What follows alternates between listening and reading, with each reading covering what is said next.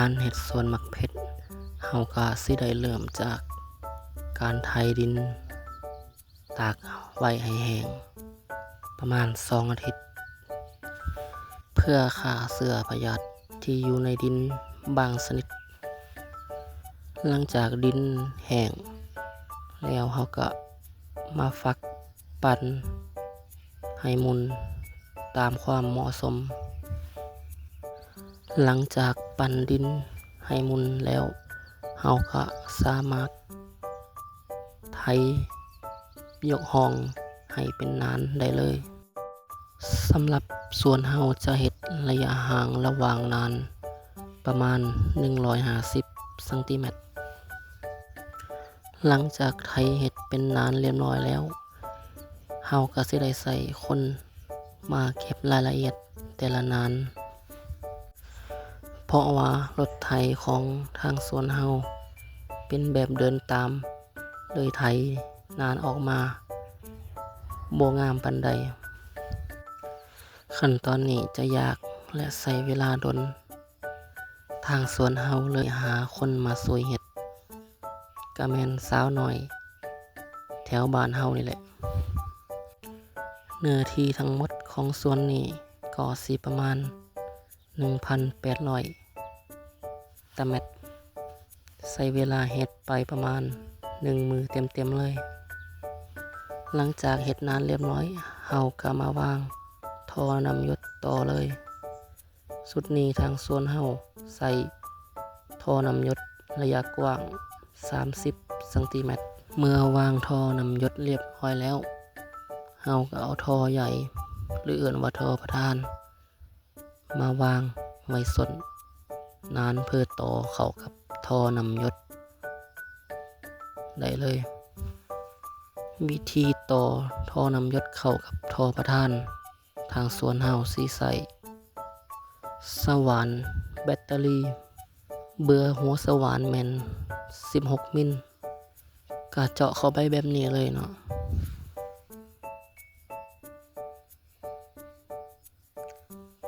หลังจากเจาะแล้วเฮาก็อนามัยหน่อยนึงแล้วก็เอายางกั้น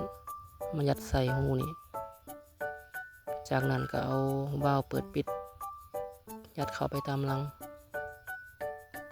แล้วตัดสายท่อน้ำหยดให้มันพอดีกับวาล์วเปิดปิดหลังจากนั้นก็ซุบใส่แล้วก็หั่นให้แน่นก็เป็นที่แหมห้อยสำหรับระบบท่อน้ำหยดต่อท่อเรียบร้อยแล้วก็มาคุมพยางต่อเลยทางสวนเฮาจะใส่ฟุ้ยก่อนคุมพยางสำหรับฟุ้ยสุดนี้ทางสวนเฮาใส่ฟุ้ยสูตร15 ของประเทศจีนคันชื่อบ่ผิดน่าจะชื่อว่าซื้อมาฟูซื้อไฟนี่แหละสำหรับพยางมันใส่พยาง2 สีมันจะมีสีดำกับสีขาวเหลื่อมเฮาก็เอาทางสีขาวเหลื่อมปิ้นขึ้นเพราะมันจะสะท้อน UV อย่าจะบ่เกิดพายางตัวนี้ความกว้างประมาณ80ซนติเมตรลวงยาวก็ประมาณ400 เมตร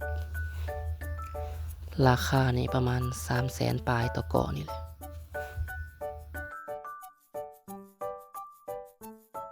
ขั้นตอนนี้ก็จะใช้เวลาดนหน่อยนึง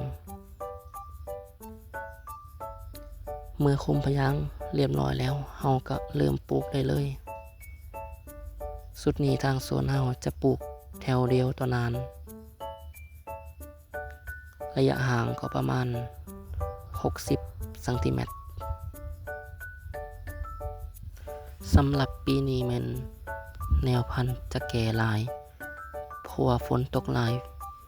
เฮาเกียมสถานที่บ่ทันสัวสิได้ปลูกแม่นอายุ